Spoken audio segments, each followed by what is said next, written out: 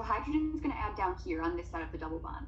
And if hydrogen adds there, then this pi bond broke and my carbocation is going to be here. So remember, the reason that hydrogen adds to the less substituted side, or the side that has more hydrogens, is all because it creates the more stable carbocation. One second.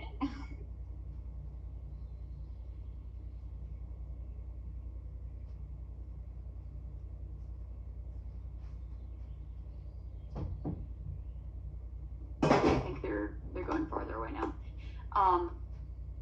Shoot, no, they're not. Okay, just tell me if you can't hear me. So yeah, we have our tertiary carbocation here, and then does someone know what my next step is going to be?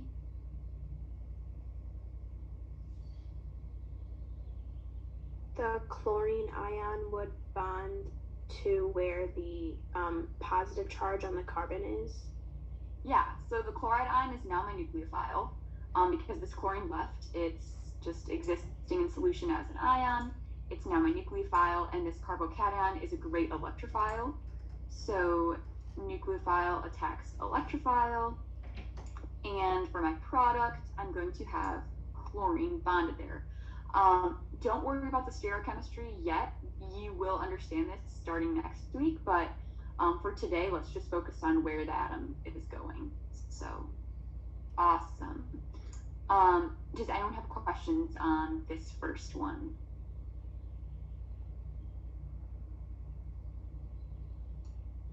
Okay. Clear that. All right. This.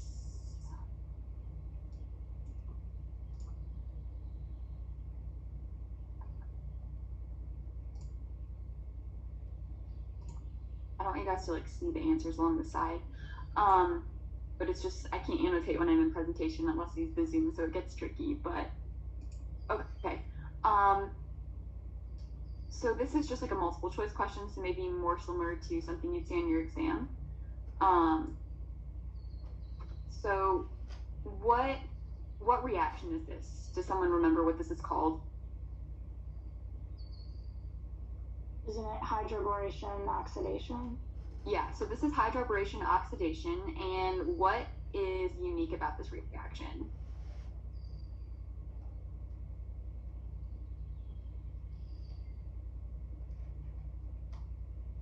It occurs with anti-what? Markovnikov? Yeah, anti-Markovnikov. So anytime you see this BH3THF, anti-Markovnikov. And what that means is that instead of my usual hydrogen goes to the side with more hydrogens or the less substituted side, it's all backwards. So hydrogen's going to go to the more substituted side, and in the end, the alcohol is going to end up on the alcohol is going to be on the more substituted side. Sorry, I said the reverse. So no, the alcohol is going to be on the less substituted side. Yeah. So it's the reverse of the normal, not stereochemistry, but like regioselectivity. It's opposite. So with that said, which of can you repeat that? Where would the hydrogen go? Yeah, okay. So hydrogen usually would go to the side that has more hydrogens, or the less substituted side, so like right here. But this reaction is opposite. So hydrogens are actually going to go to the more substituted sides, and your alcohols are going to end up on the less substituted sides. Okay, thank you. That makes sense. Cool. Yeah, so thinking about that, who has an idea of which product that's going to line up with? Is there only one? Would this be a case where there would be like a major and minor? Or no? Or no, there wouldn't be a major and minor, right? I mean, there's always like a minor, but they're so like minute in this case that I'm only looking for one answer. Okay.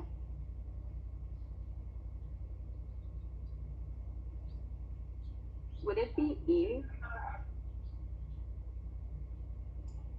Yeah, it's going to be E. Because our alcohol's added on both of the less substituted sides. So over both double bonds, the alcohol is on the less substituted side. So we could have ruled out, A, we see this alcohol added with Markovnikov addition. C, down here, this alcohol added with Markovnikov addition.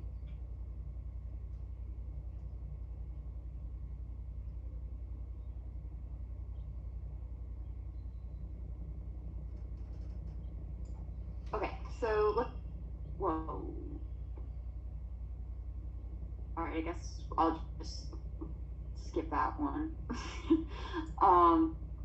Okay, this is why I don't like being in presentation mode. All right, let me just turn off my mouse because every time it moves, it's skipping a slide. Okay. All right, so let's take a look at this one. This is another hydrogen halogenation reaction. And what kind of addition is this?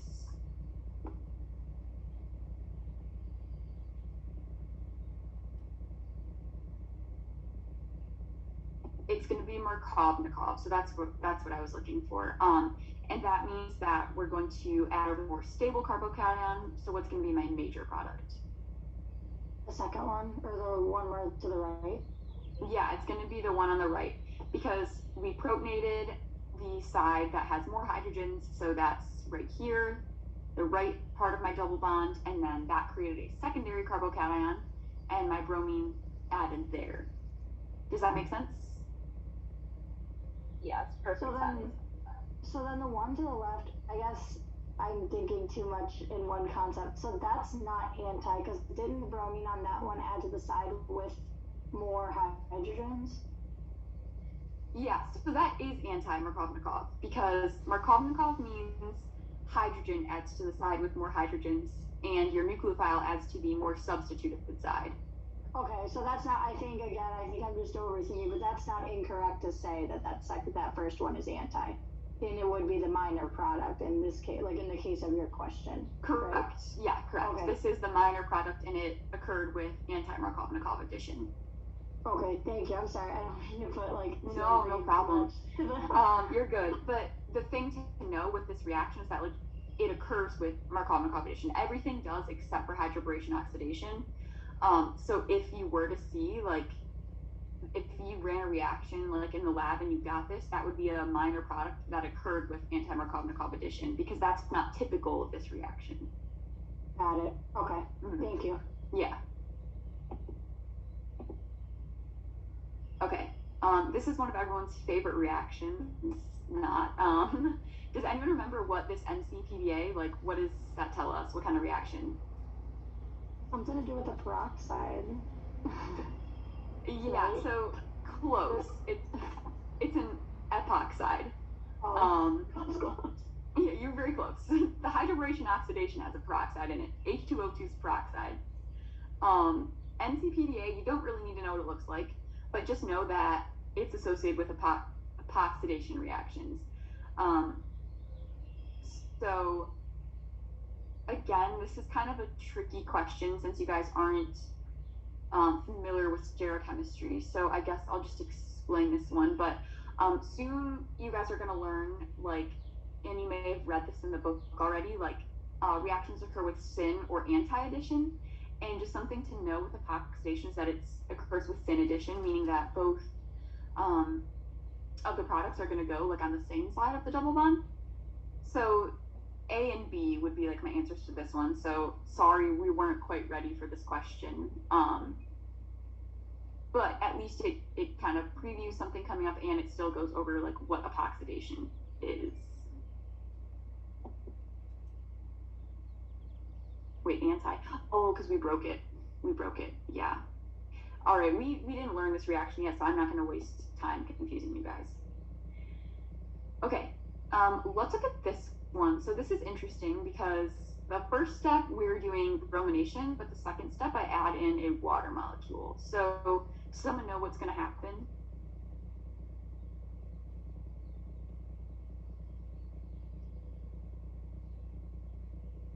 I'm going to end up with two things that are added. Does someone know what those two things are?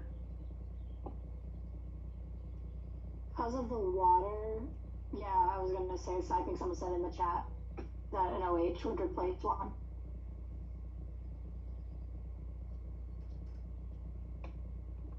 Yeah, That's right. So OH will replace one of the bromines. So we're going to end up with one bromine and one OH group. And then taking that a step further, Samantha or someone else, do we know which side of the double bond the alcohol is going to replace the bromine?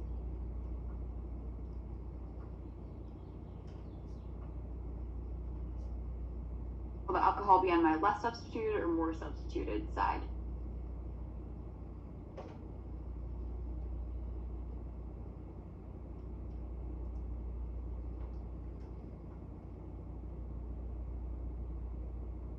Yeah, so the alcohol is going to go on the more substituted side, and the reason for that is that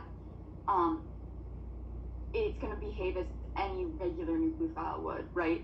Regular nucleophiles want to go to the more substituted side because there's like a partial carbocation in this case. There's not one that we can actually see because we have a brominium ion intermediate. But yeah, that's perfect. Do you guys want me to show like the mechanism for this one? Or no? Yes, please. Okay.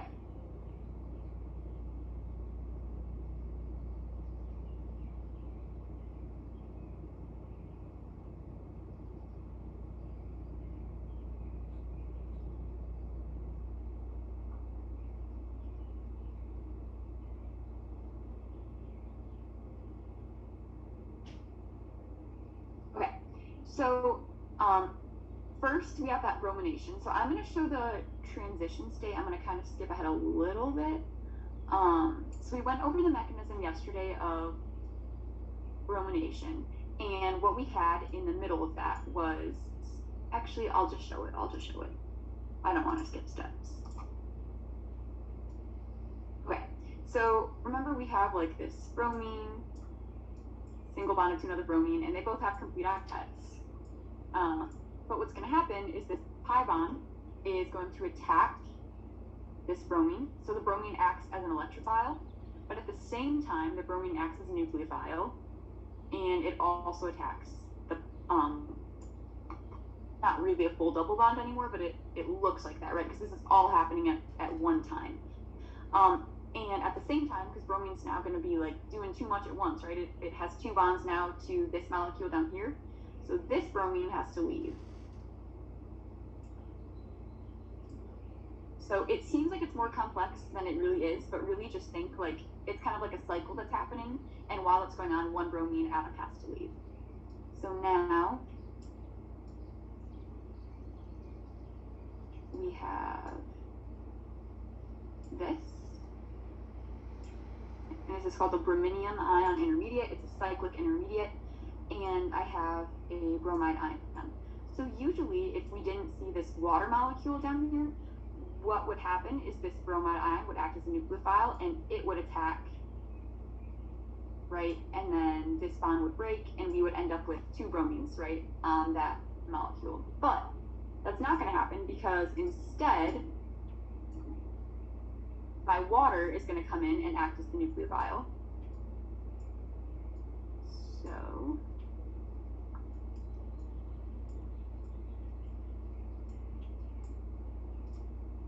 the water is going to come in and it's going to attack, just as Samantha pointed out to us, the more substituted side. And this carbon now has too many bonds.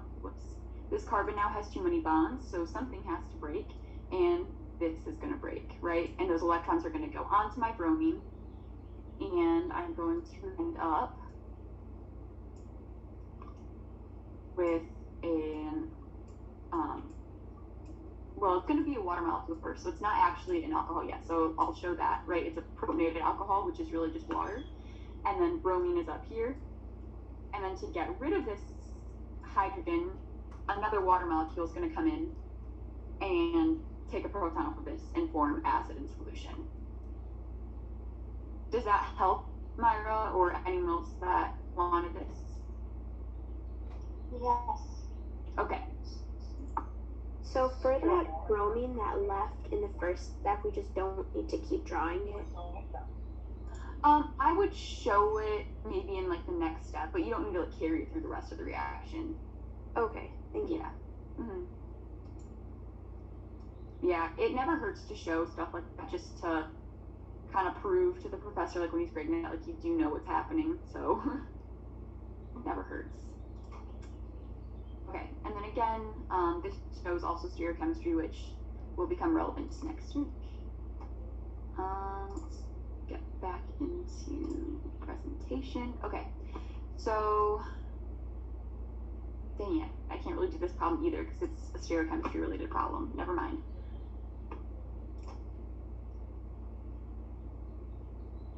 So we'll get back to this next week. Okay, here's a really good question. Ozonolysis. So this and epoxidation, I think, are the two reactions that trip people up the most.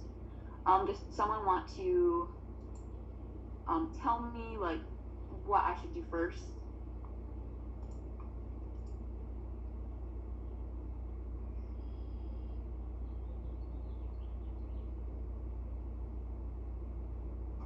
So this is a case where we're actually cleaving the double bond. Anytime you see ozonolysis, so this O3, you know that you're breaking the entire double bond. You're not just protonating, like the whole thing's gonna break. So slice it there, slice it there.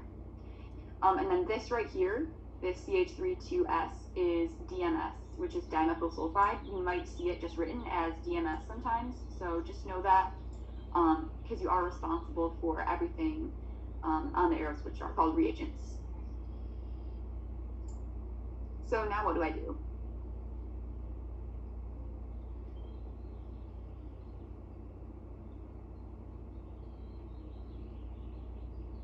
So everywhere you broke or cleave that double bond, you have to double bond an oxygen to it?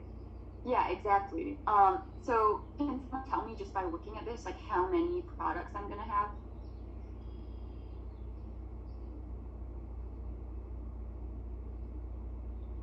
Is it 3? Yeah, it is gonna be 3. That's really good that you can see that. It's okay if you didn't right away, but yeah, that's awesome, Kayla. That's kind of like a good mental exercise. So like kind of try to see it before you do it. So this is gonna be my first product. This is just a ketone, this is acetone, and that came from right here. Okay, so now let's look at this middle fragment, which is gonna come from here.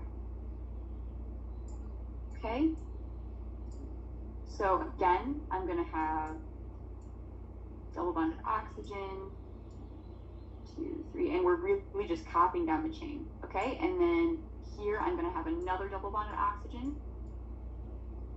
And if it helps you, just since they showed the hydrogen here, we can also include that here, but it's not necessary. And my final product is going to be right here. So all we have is this, okay? And then it's just 2 hydrogens coming off. So that is called formaldehyde. You aren't responsible for those names yet.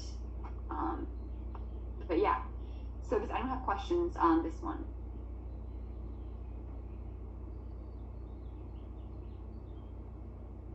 Awesome.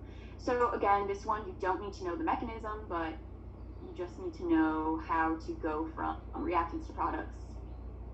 One thing I also wanted to mention is that on exams, so he touched on this a little bit, but you can get a variety of questions. You can get questions that look like this.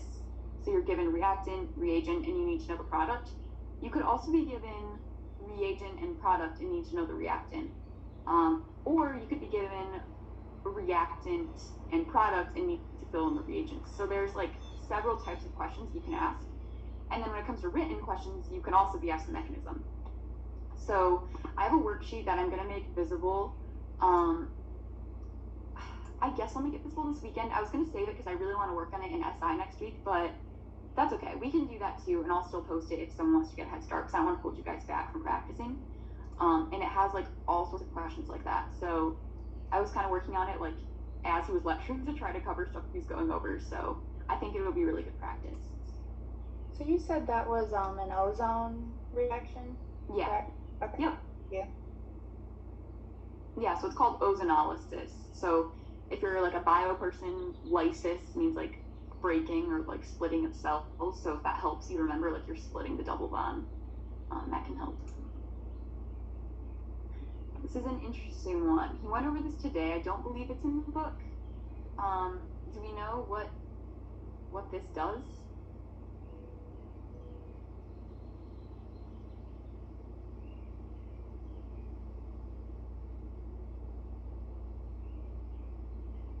So this is called osmium tetroxide, and it's going to form.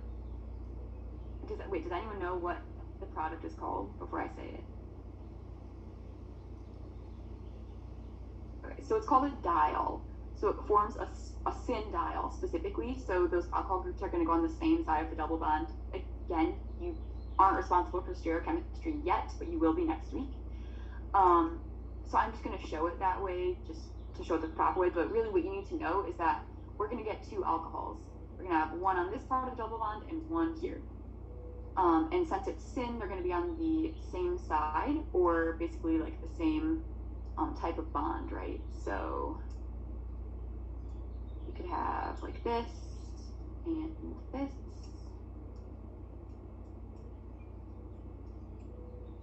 That's at syn. I could also be an enantiomer of this. So both of my alcohols could also be on dashes. I don't believe you're responsible for the mechanism on this one, but I would check the notes because he was kind of writing that, but I'm pretty sure he said you don't need to know this mechanism.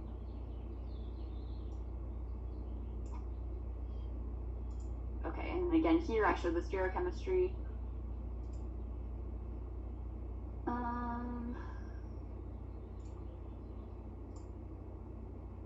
Okay, here's a good question where it's kind of forcing you to go in reverse.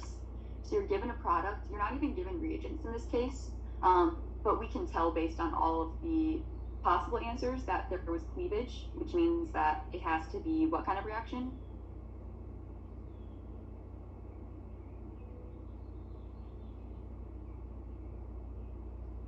Ozonolysis. So does anyone have an idea of what my product could be?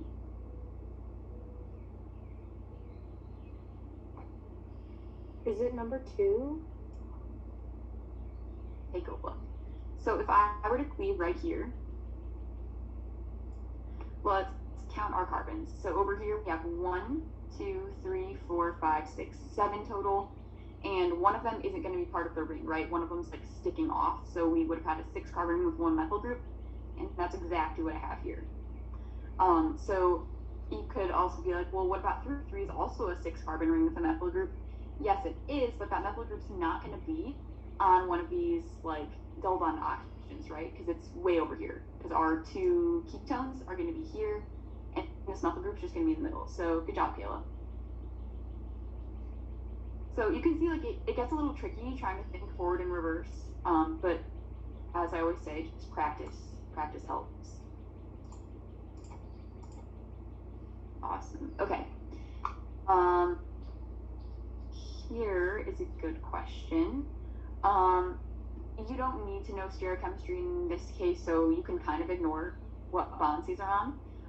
But what reagents are going to give me an alcohol on this part of my molecule?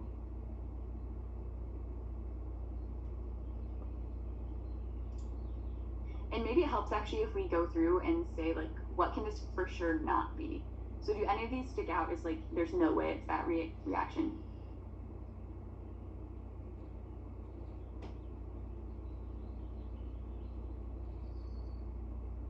I don't think it can be C because that one is like the ozonolysis or something.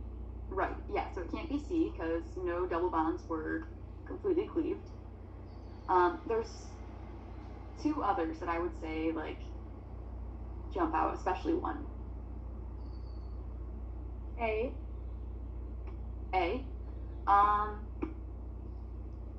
Why do you say A?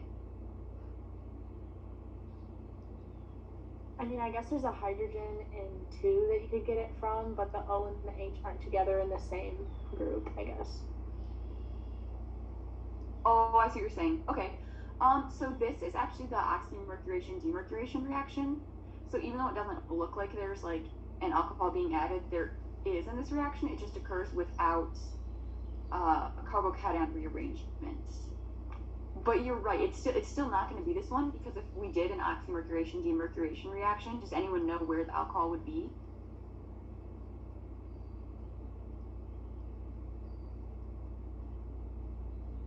Wouldn't it be on the more substituted one? So it would be like the top. Yep, it would be here. So it can't be that one. I'm going to say it can't be E, because remember osmium tetroxide does thin diols, and I only see one alcohol, not two. Does anyone remember what this reaction is? MCPBA?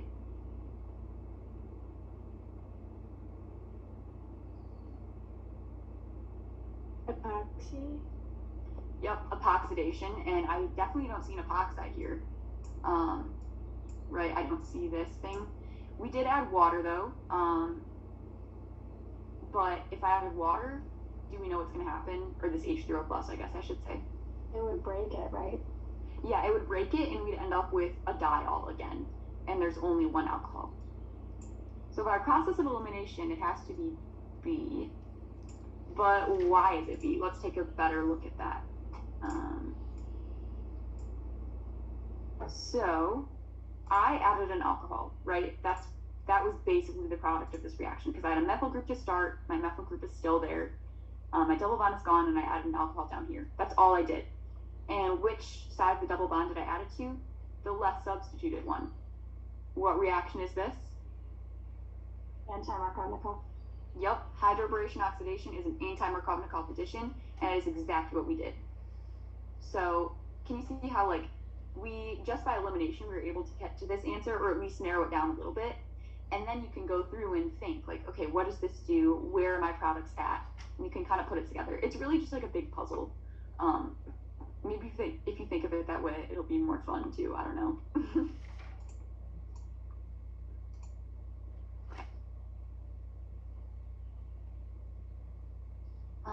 This one I don't know that we can really do, because it deals with stereochemistry. This one we can do for sure. And this actually talks, this like goes over stuff that I just talked about. So this first one should be pretty clear. It's like a memorization thing. So if you don't know yet, that's okay, but it'll come to you as you study. Does anyone know what my reagent is? Isn't it the, oh wait, never mind. Oh, isn't it the MCPBA, but it's the NaBH4, because it's not being broken yet? Well, this is a two-step reaction. Oh, those are both steps. Oh. Yes, so this is one, this is two. Oh, my bad. You're good. So you were totally right. It's going to be MCPBA over here, because we formed, this is my epoxide, right? So whenever I see MCPBA, I know I just go like this, and my double bond becomes a single bond. You didn't need to know the mechanism. No, maybe you did. Not with MCPBA though, because you don't need to know what that looks like. So we know my first step's going to be MCPBA, so that gets rid of this, and this. Awesome, I'm only down to two. And then Katerina kind of, sort of touched on it. What's going to be the correct answer between A and C?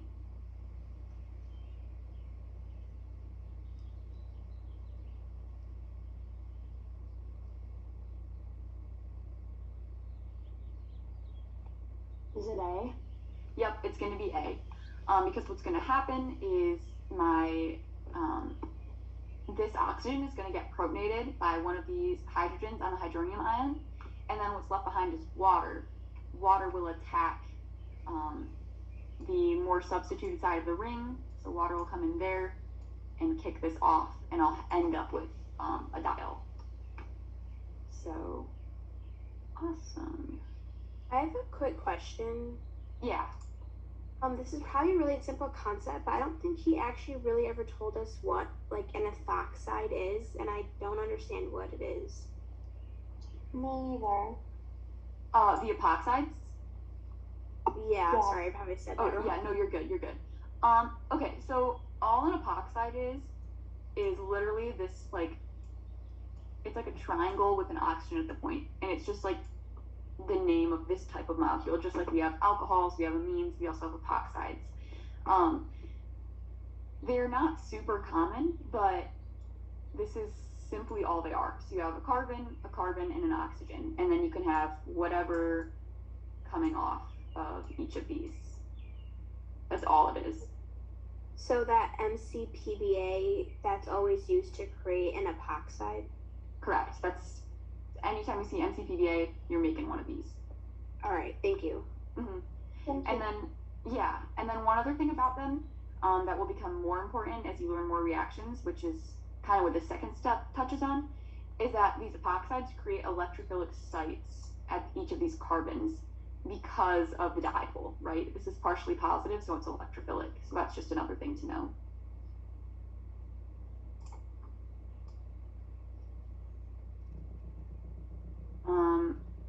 That's another epoxidation one.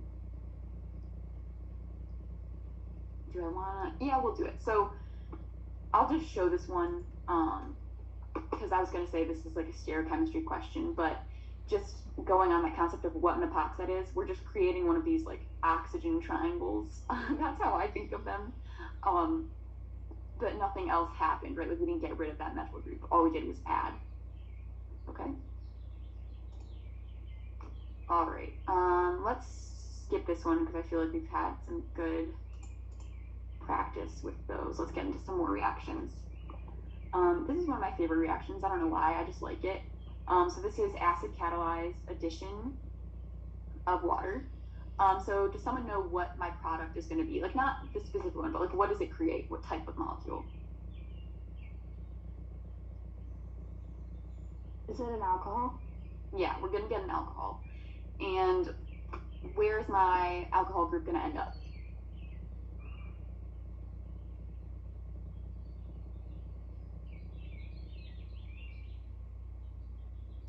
Here. On the double bond? Yep, it's on the double bond, but which side of the double bond? Would it be the left? Yeah. Right here? Yes. So this one's actually going to be on the right because this, unlike hydroboration oxidation, this is Markov-Nikov addition. The only time an alcohol is going to add on the left, like that left substituted side, is with hydroboration oxidation. But this is just like a regular nucleophilic addition reaction, so my alcohol is going to go over here. Would it be helpful if I went over the mechanism for this one? Yeah. Yes, Okay, let's do it. So,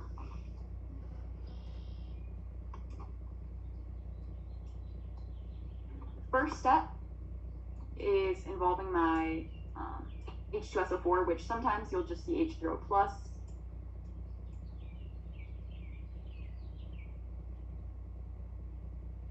So what's going to happen here? Actually, I'll just go over this one. I said I would. Okay, so nucleophile attacks electrophile. Pi bond is nucleophile. Nucleophile attacks electrophile. Hydrogen can't have two bonds, so this breaks. And I'm just left with this HSO4 minus in solution. You don't really need to worry about that. So basically, this only exists to create an electrophile here, and by that, I mean a carbocation. So where's my carbocation going to be? Is it going to be here or here? it's gonna be to the left. Like the charge gets put there. Right Or here? did I do that? Did I get that opposite? That's opposite. So your hydrogen went there. Sorry. That's okay. So hydrogen protonated this side because it went to the side that was less substituted, the side that has more hydrogens. And that forced my carbocation to be the more stable carbocation, right? We're always looking to create the more stable carbocation with Markov-Nikov addition. So now I have an electrophile here. My water is going to come in as a nucleophile. Specifically, those lone electrons are going to be what's attacking. No.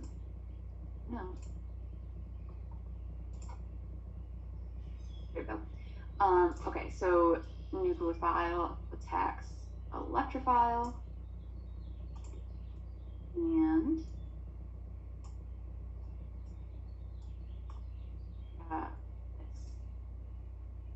so I'm going to show my hydrogens coming off the oxygen like individually just to make the next step a little bit more clear. This oxygen now has a positive charge, right? Because it has 3 bonds. We don't really see that with oxygen. It likes to have 2.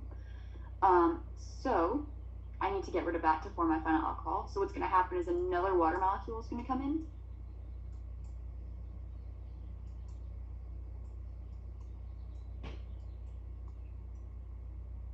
And I guess I should show the lone pairs. It is going to act as a base. So it's not really a nucleophile in this case. It's just acting as a base. And it removes a proton. These electrons go back to my oxygen. And I'm left with my final answer, which is an alcohol. In that last step, when this water is going to become a hydronium ion, that's really the regenerating the H2SO4. Because H2SO4 is just an acid. H2O plus is also an acid, right? So that's why sometimes in the beginning you'll just see this written as H2O plus. So yeah. Okay, so that second water that got added in, that acts as a base. Yep. Okay, cool. That makes sense. All right, thank you. Mm-hmm. I have a question.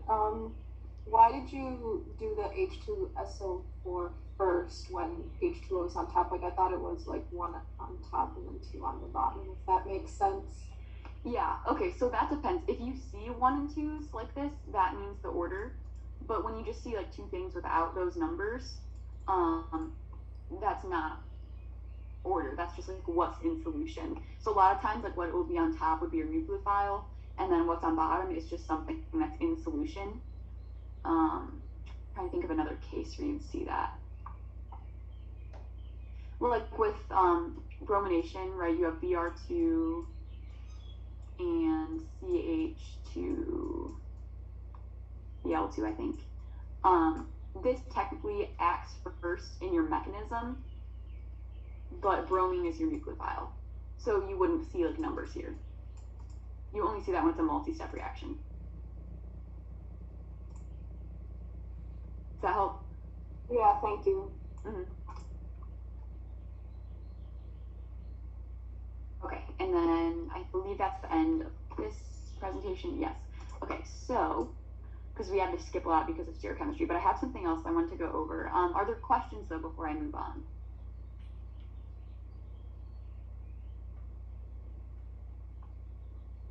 Okay.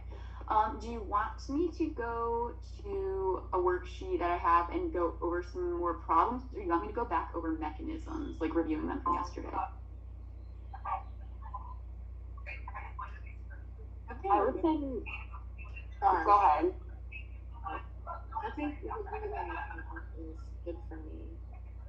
Review the mechanisms? Yeah, I'm still a little confused on some of them, so. Okay. I agree, that's what I was gonna say too. All right, we will do that.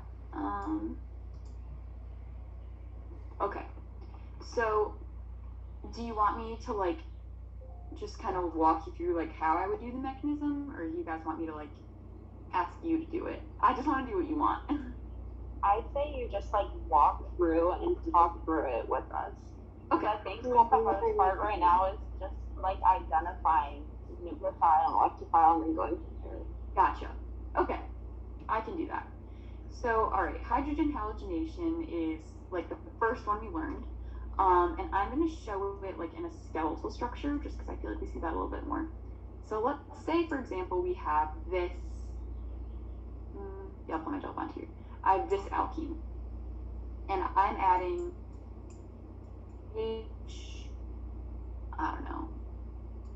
hydroiodic acid. Any hydrogen halide works. So that is all I need. I don't need anything else. Like I don't need to add acid or water. Like this is it for this reaction. So the first step is protonation of the double bond to create a carbocation. So nucleophile attacks electrophile, which is my hydrogen. Hydrogen can't have 2 bonds, so this bond breaks and iodine leaves. I protonate the side of my double bond that has more hydrogens, or the side that is less substituted, because that allows me to create the more substituted or more stable carbocation.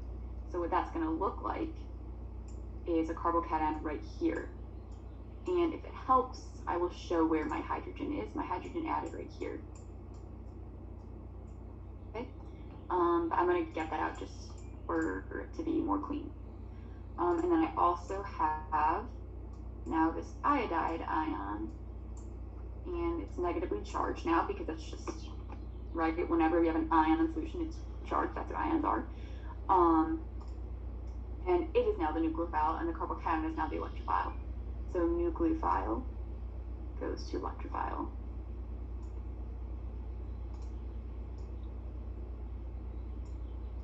And that's how I get my final major product.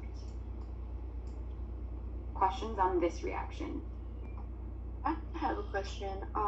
So with the halogens, would they always like kind of just like leave from the hydrogen bond every time you do this type of reaction? Yes, this is always going to happen. Okay, great, thank you. All right. So again, I have it shown here, just with the different alkene, but the same mechanism happens. We don't need to know that mechanism, but I'll just kind of talk over this one. So oxymercuration, demercuration. When we see this HgOAC2 and NABH4, you might not always see this water here, okay? But you need to know that just when I see these two things, what I'm doing is I'm adding an alcohol, but I'm adding it to the anti-Markovnikov position. I'm adding it to the less substituted side. No, I'm sorry. Oxymercuration, demercuration. I'm adding it to the more substituted side, but without rearrangement. So, do you guys know what the rearrangement would look like, or would you like me to kind of draw out what would happen if this was just like a regular alcohol addition? Can you draw it? Yeah. So this is my product without rearrangement. We see my alcohol goes to this site because it's the more substituted site. If it was hydroboration oxidation, it would go over here, right? It'd go to my less substituted site, but that's not what it is. If it was H2O and H2SO4, which I'm just going to write as H+, just so it's a little bit quicker, but H2O and H2SO4, what's going to happen is the alkene is going to get protonated, and the hydrogen's going to go to the less substituted side, because that's the side that has more hydrogens, and hydrogen tends towards hydrogen, and that produces a carbocation on this carbon, which is a secondary carbocation. So now I have this, and this is a case where we can have a rearrangement, because what I have over here is another hydrogen. So this hydrogen is going to go here, and the carbocation is going to go there. So that's not really like a mechanism, but that's just like how we show hydride shifts. So this is called a 1,2 hydride shift. So now this methyl group is still here, and my carbocation is there. So now I have a tertiary carbocation instead of a secondary carbocation. At this point, my alcohol would come in, or my water would come in, attack this carbocation, and I would end up forming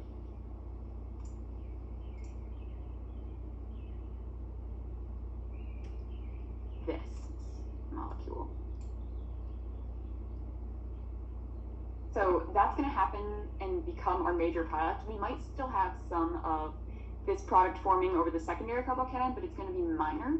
So that's where oxymercuration, demercuration is a really useful reaction if you don't want this, right? Because this is now my major product. I don't want this, so if I do oxymercuration, demercuration, no shifting happens. Questions on that one?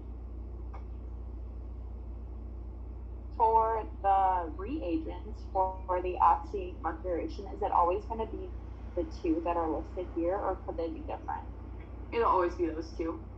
Okay.